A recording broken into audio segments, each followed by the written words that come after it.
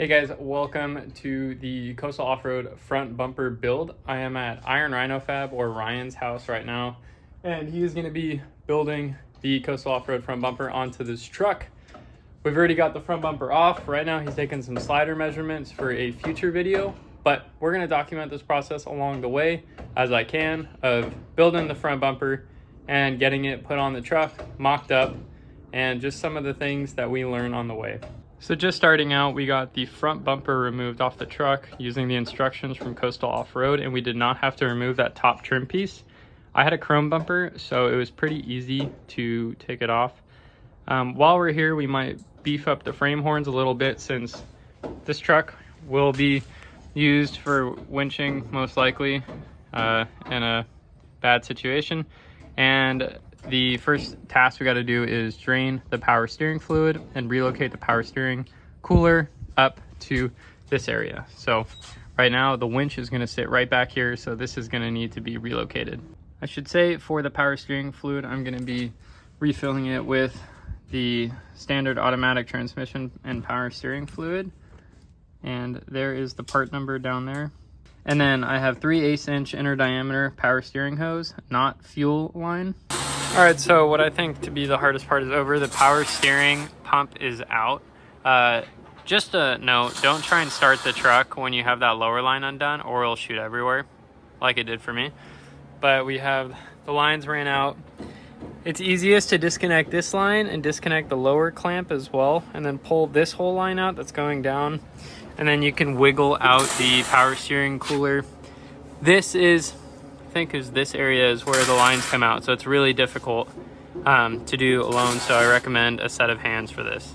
So here's the power steering cooler itself. This line, this bottom one, is the one that runs up to the reservoir.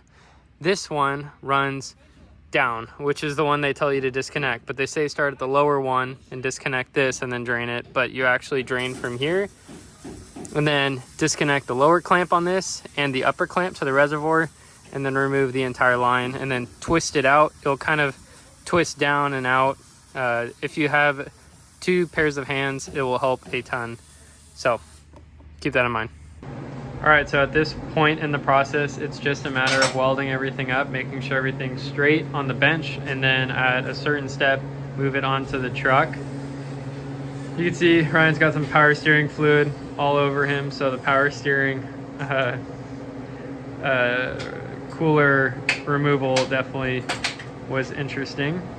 But other than that, they give you a printed set of instructions to go off of, and it's pretty step-by-step. For the Tundra, it looks like it's very, straightforward. So hopefully not too many problems that we run into. For now, the truck is ready since the power steering cooler has been removed. So once we're ready to throw it on there, we will. I think Ryan also mentioned, since we're gonna be putting a winch on this bumper, we might as well beef up the frame horns and put on some 3/16 plate and then weld that on here, and also remove these stock bolts and instead use some grade 8 hardware. That way, when we actually do winch off this, it won't start bending the entire frame horns forward, which is a common problem. So one step at a time, I'll keep you guys updated as we go. All right, so the lower winch plate is bolted up to the truck. This plate is already fully welded, right? Right. Yeah. And then now it's a matter of putting these supports in on the side, tacking them on.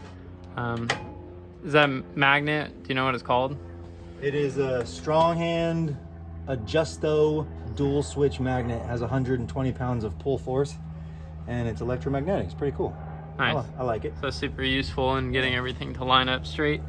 Right now, this, we're gonna call this the winch plate for now, is resting at the lowest point it can be, so the bumper can go straight up, and it's sitting horizontally straight all the way across. So we've welded on our side plates right here, which also have our shackle points, and now we have placed the whole main part of the front bumper into place, and there's 4 bolts on the bottom that allow you to figure out your height and your gap here between the top of the bumper and the body. Once we do that, then we can go ahead and weld here, and on the inside tack things into place and make sure that we're all square, and reference points, get all of our measurements nice and straight so everything looks straight on the truck, and we're good to go.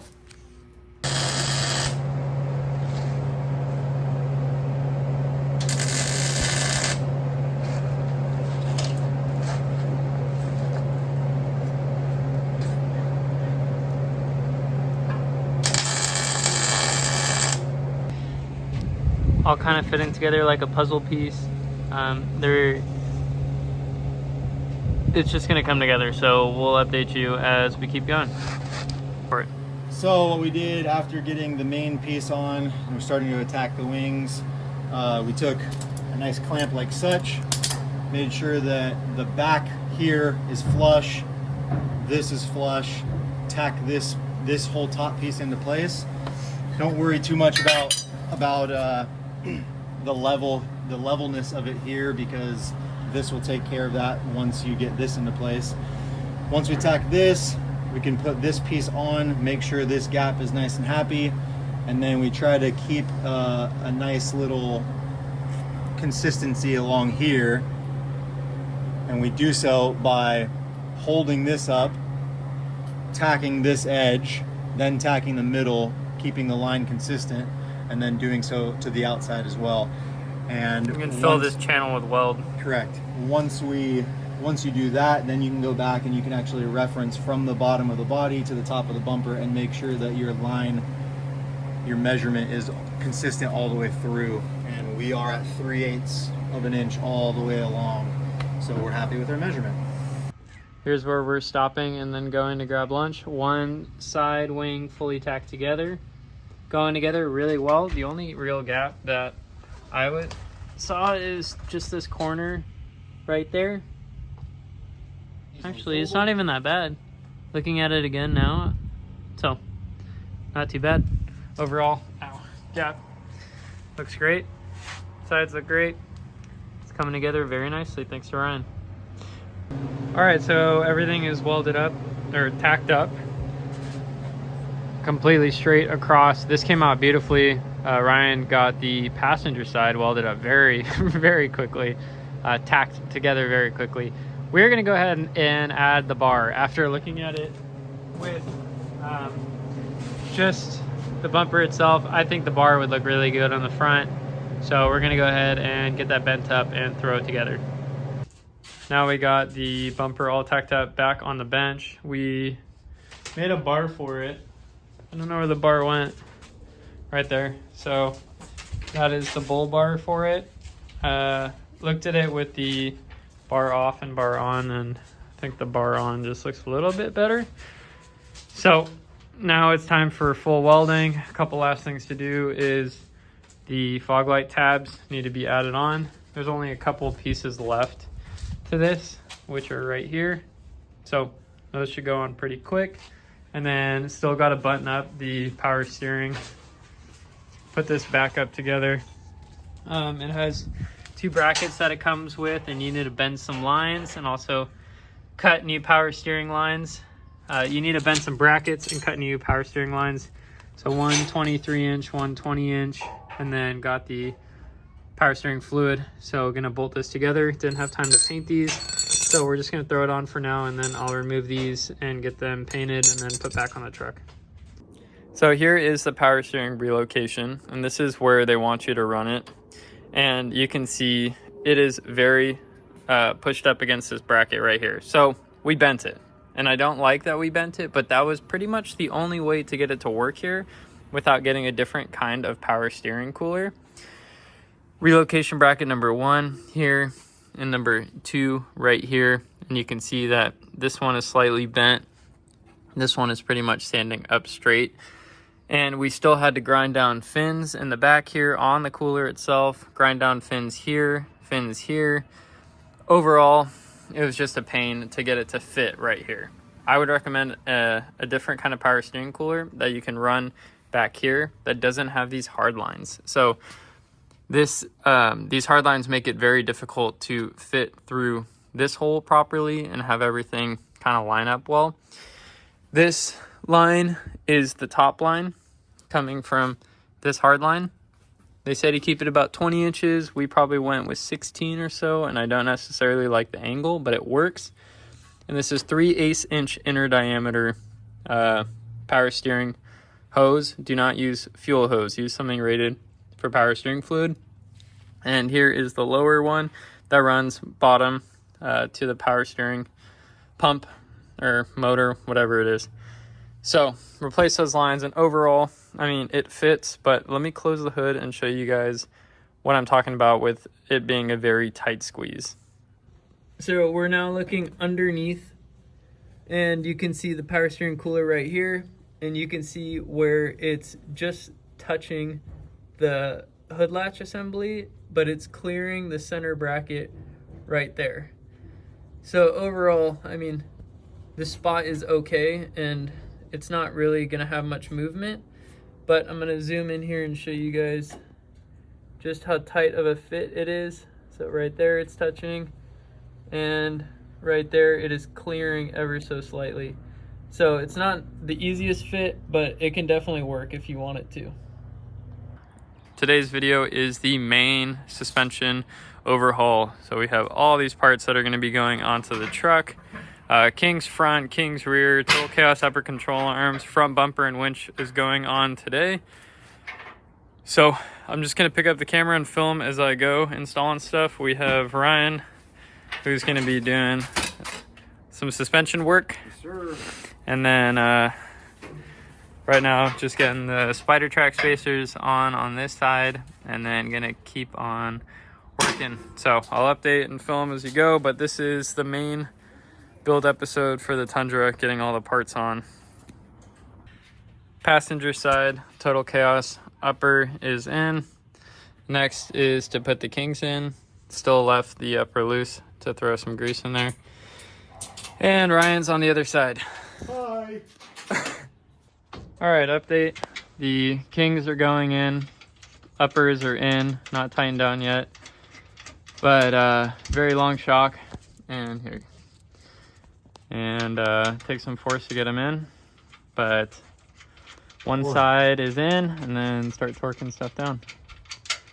So on the passenger side, they're both set up with about 3/4 of an inch of thread showing, which puts about an inch and a half, close to an inch and a half of preload on the 16-inch spring. So because of the most Toyotas lean on the passenger side, or sorry, the driver's side, because of the battery, the gas tank, the driver, we compensated for that by taking out a little bit of the lift on the passenger side so that the driver's side sits a little higher to compensate for that lean. So we are currently adjusting the coilover and bringing this area down by 1/4 of an inch, which will take out 1/2 of an inch of lift on the overall of the coilover. Yep. We made some 3/16 thick steel reinforcement plates for the frame horns here. As you can tell if you get in here, these are pretty thin. Bajan's going to be adding a plate bumper and a winch, and we want to be able to beef these things up so that when he goes to winch pull, it's a little safer to use. So, and there's my little puppy, not so little. So Plasma cut out some plates here that slide right over. Harlow, get out of my face, please. Thank you, Harlow. We'll weld these guys in. Created a little slot here so we can get a little extra weld in there. We'll weld around the edges, get it nice and tight. Then what I'm going to do is I'm actually going to knock out these bolts and add some 1/2 inch 13 grade 8 bolts, so we get really nice strong hardware on there, and we can get this bumper cinched down nice and tight and make it nice for any winch pulls that we have to do.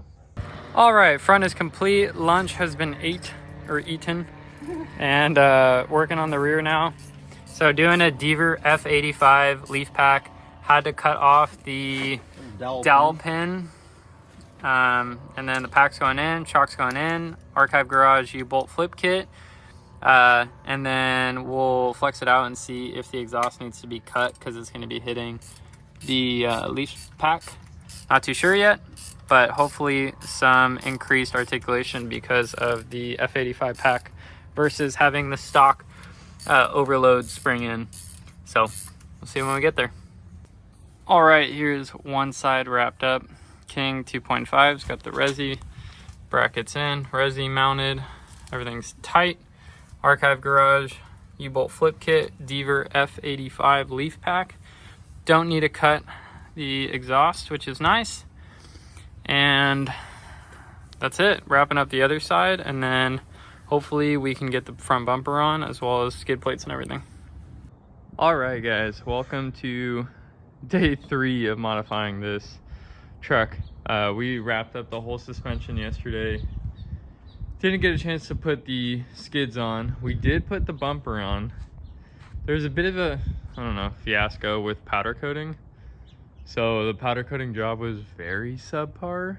It was from Color Code in Lomita, and it was just like rusting in a bunch of different spots, and it shouldn't have been. So I went ahead and I hit it with some more spray paint and then steel it and then rub the steel it in. I don't know what I did yesterday, but it honestly didn't turn out too bad. So front bumper is on, still need to do the winch and everything, but it is time to go put the Kenda 35s on the Rock Warrior wheels. Show you guys what the wheels look like in a second, but I think the stance is gonna look pretty mean. It is honestly stink bugging pretty hard. There's a lot of rake. Let me move this tire and show you guys what it looks like sitting on the F85s. And there's some weight in the back too, but let's take a look at this rake. After looking at it, it's not that bad. But the front could definitely come up. The rear is lifted 1.5 inches. These are 700-pound springs, and I personally like running the least amount of preload to clear that I can. And this is what it looks like right now. Oh, while I'm here, so on this Total Chaos upper, this is the wrong bolt. This is the wrong upper misalignment spacer. And I need grade 8 washers on both sides and not use this shank nut right here. So Sean from Kaizen Off-Road caught this in one of my pictures, and he's like, hey bro, that's the wrong thing. You're probably topping out the UCA before the shock is actually topping out. And he's 100% right, because back here, there's a little chunk missing from where this Cartech misalignment spacer is hitting the back of the UCA, and it's knocking away metal. So need the different upper misalignment spacer, 9/16 by 5 inch long bolt, and grade 8 washers on the top, grade 8 washers on the bottom, and get rid of that this nut and put a 9-lock on. So that is it for the suspension. I'll fix that and then maybe do a couple like minor other things, like swap where the rear resis are to in front of this bracket instead of behind it. Other than that though, suspension is good to go. Unless I need to lift up the front, which I really hope not. I think the most this truck is gonna get weight-wise is a bed rack and a tent on the back right now. And with the F85 Deaver Adeleaf, I think that's the most amount of weight that you want to put on it. We'll throw this other tire in and see where it lands, but yeah, let's get to the tire shop. These are the wheels I have chosen to go with. These are TRD Rock Warriors. It looks different in person than it does on camera, of course.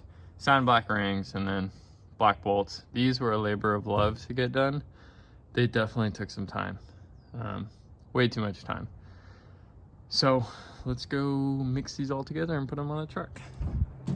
And should be good to go after the alignment. So here we are at the tire shop. This is Tucker's Tires in Aliso Viejo, I believe. They have done a great job on my past vehicles, and they're doing this one as well. While the truck's in the air, I'm gonna go ahead and retighten those Spider Track wheel spacers. My initial torque setting is 105, so I'm gonna go for 100. And that's because there's Loctite on it. I don't want to break the Loctite, so I'm just going to double check everything's tight at 100 and should be good to go. Wheels are getting put on. The tires are getting put on the wheels. I didn't tell them to do letters out, so hopefully they do.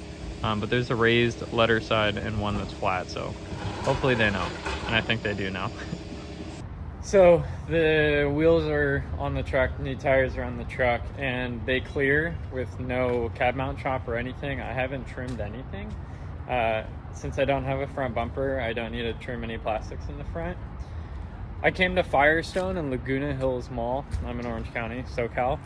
There's a gentleman here named Junior, and he knows my truck, and well, not this truck, but he knows Tacomas and Tundras really well and understands like caster split, which is really important with these trucks on SoCal roads. So for instance, your passenger side caster should be 0.4 to 0.5 degrees higher than your driver's side. If you're looking for a place to get your alignment done, Firestone has lifetime alignment. I think it's $230, but I trust Junior, and it's nice knowing that every time I get out of alignment, I can come and bring it back, and I paid that one-time fee. So I'll show you guys what the truck looks like once I get it back from alignment, as well as the alignment specs. All right, guys, this is where we're gonna leave off this video. This is how the Tundra sits with the 35s and the new Rock Warrior wheels. So in this video, we covered putting on the coastal front bumper, the power steering swap, building the bumper, the wheels and tires, and kind of mounting them, all the suspension work getting done. I didn't film the rear bumper, but I did put on this black one. I think it looks freaking awesome. I don't know what you think, and honestly, I don't care what other people think. I think the skinny 35s rock. For the alignment specs, I was able to get negative 0.4 degrees of camber both sides, 3.8 degrees of caster on this side, 4.1 on that side. I could have zeroed out the camber, but that comes with the increase of caster, and I don't like how 4.8 degrees of caster drives, and that's probably what it would have been if I zeroed out the camber. So I'm gonna rock it like this for a while, but the 35s look awesome on the truck. Really like these Kendas. I think they're an awesome wheel, a tire, and the wheel and tire package does look pretty stunning, if I may say so myself. It's gonna be it for this episode. As always, thank you guys for watching. In the next episode, it'll likely be putting the winch in the front bumper, the light bars in there, all the lights, and then maybe doing all the skid plates. I have some RCI skids, and then maybe sliders. That might be the entire next episode. And then after that, I know for sure all the electrical needs to get tackled. If you think of any other mods that you want to see on this truck, let me know. I don't plan on doing a camper on this right now, just because of the leaf pack setup that I have, and also money. Pretty happy with how it looks right now, but I am kicking around the idea of bed bars and a tent. That being said, I can sleep on the ground just fine, so maybe, maybe not. Let me know what you guys think. Thanks for watching, and keep on camping. Peace out.